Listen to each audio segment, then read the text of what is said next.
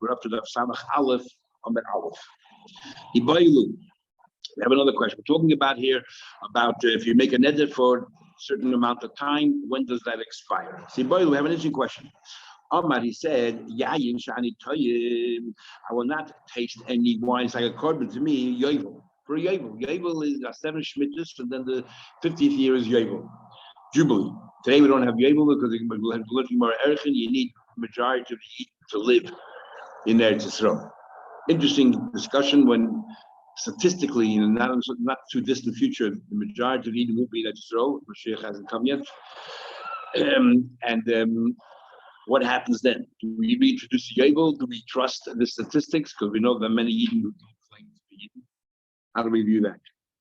Anyway, how do we treat the Yovel year? So we said Shemitah is 7 years. Every 7 year cycle, Shemitah, the 7th year is part of it. Is Yovel part of the the 49 years, or Yovel begins the new count of the next cycle? Is Yovel Shnas Chamishim Kilita Chamishim is like part of the year, the cycle, or like after the 50 years? Says Tashma coming here. It's actually a machlekes of Tanai. The Tanya, we already had this on Shana, we learned the Plukta on argument of the Rabbanah. And the argument is going to be the year of Yovel itself. Is that also the first year of the new cycle of Shemitah?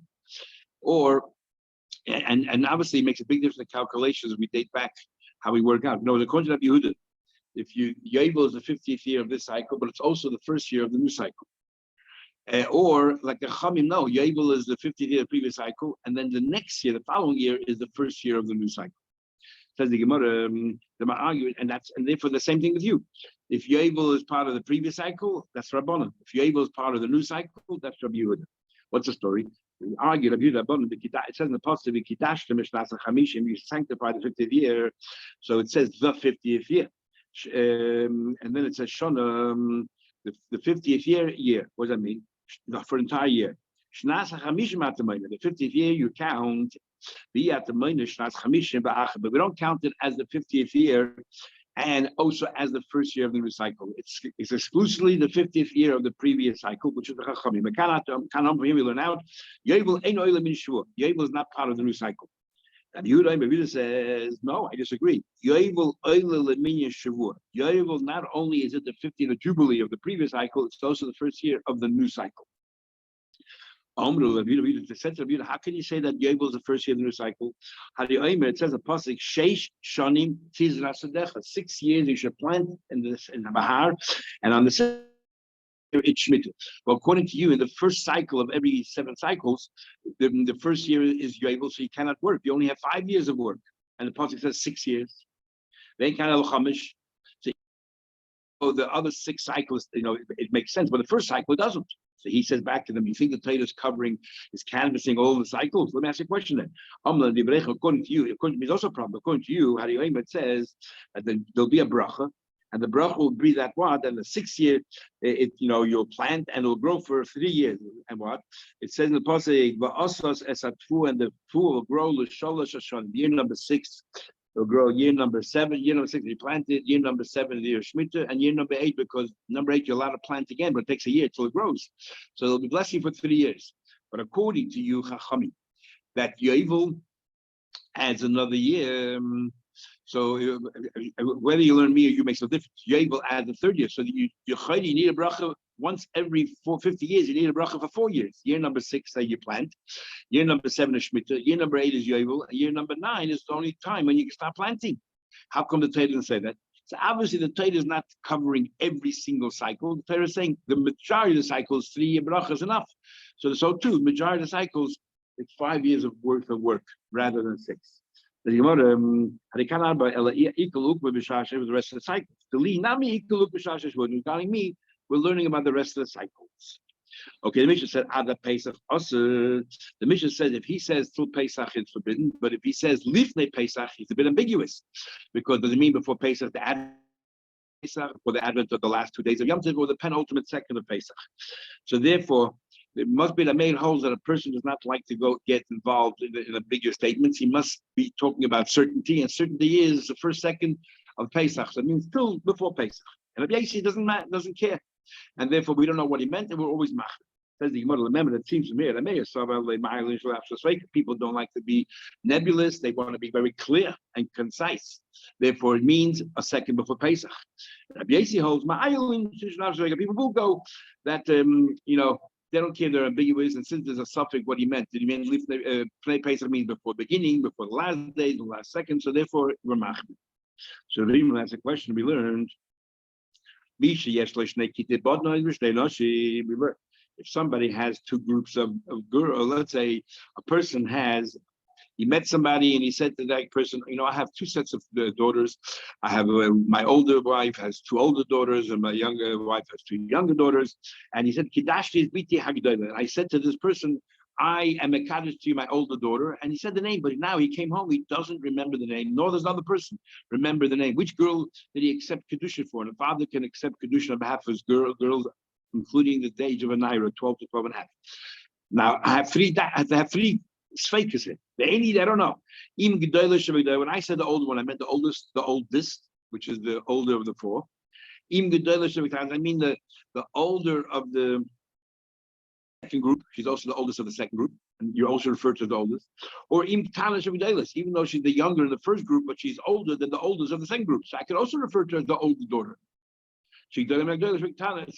Kulan asudis. Therefore, and it's a suffix, I don't know which one.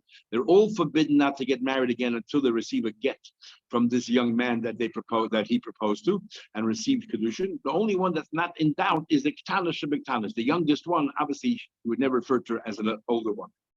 So that's Rameir. I mean, even in other words, Rameir is saying here that people are not very clear in their words, and therefore could be we have three doubts here. No, Rameir is not convinced that people are very certain with their words. It's Rabbi Yossi. Rabbi Yossi says, he said, no, people are very concise, very clear. And if he said the oldest, he meant the oldest. Exactly the opposite of what said on the mission. You're right, swap the names around. But Tanya, and I'll prove it to you from a Bryce, it says that clown. This is the rule.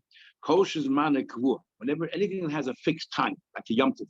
But Amman, he says, ad lifnei, he says, I want to ban myself from drinking wine or eating meat until before.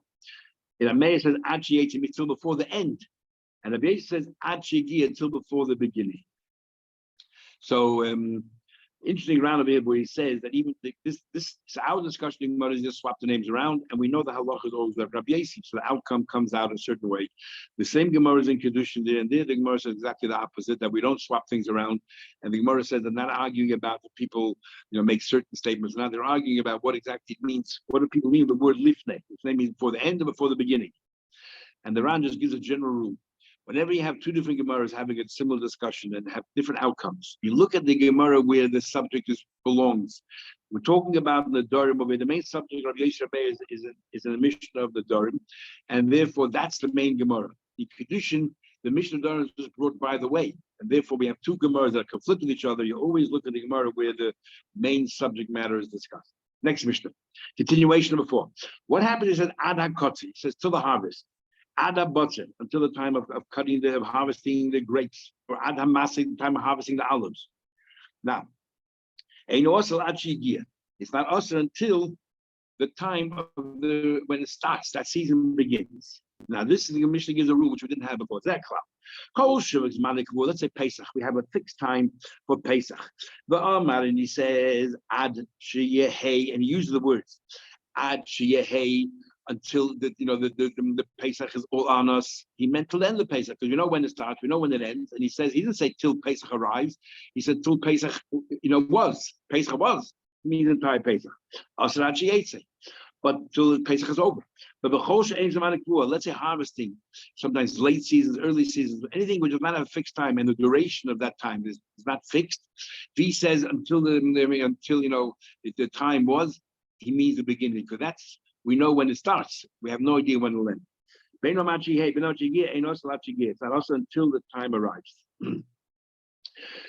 What about, he says, what happens at Adakayis? Normally, Kayis we translate as summer. What exactly Kayis means, it really has nothing to do with summer. Kayis means cutting down. It means, as the Rishonim say here, when you cut down the figs, the season of cutting down the figs, which is summertime, and you do it, pluck it by hand. That's what Kayis means, pulling down. Interesting. So that's the source of the word Kayis. Ad Sheheya Kayis, until the advent of summer. I mean, when is that? What do you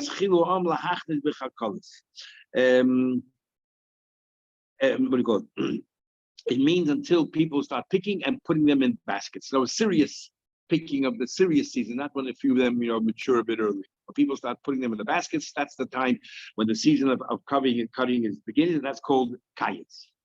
If he says achi yavar kayetz, until the summer is over, or until the season of cutting is over, achi yakpilu hamiktsayes. What do you mean yakpilu hamiktsayes? Till they put their knives away, that special knives that they use to cut the figs, when they used to press the figs together, and they call that miktsayos. And they used to take the knife and either, according to someone saying, they'll put it back in the sheath until next year. Special knives they used only for that, or that there was a groove inside the handle of the knife where they put the blade right back in. And in fact, when we say and what do you call it? And that's the and the Rosh says over here that that's why figs are called what do you call it? So this is called we call it I guess kayetzes. That's when they put away all the knives. But the Rosh brings another interpretation. It's actually the time of the mats. That the miktsoi does not mean knives; it means mats. They have special mats to lay out all the figs to dry, and then when the season's over, they would roll over the mats and put it for next year. That's what miktsoi means, mats. Says the Gemara. Tell me, look. Chalkola, the baskets. We're talking about chalkola shetain. We're talking about baskets of figs, but not in other words. We don't mean when they put the grapes in their baskets. We're talking about the figs when they put the figs in their baskets. Why? Because it's not really the same season. Tanya, we actually the Braisa Hanoidim paid as a kaiter. It says, "I will not eat the fruits of the summer."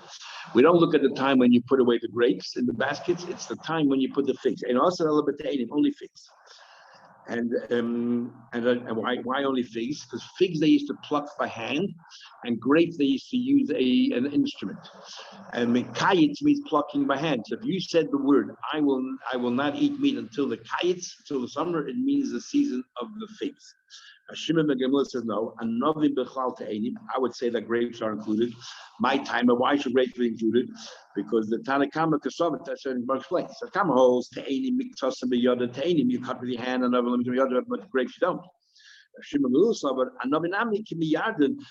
Grapes also, when they become very, very dry, you don't even need a knife, you just touch it and fall right off. Use the hand. So therefore, kayetz can refer to grapes as well when you put them in your baskets, place in the baskets.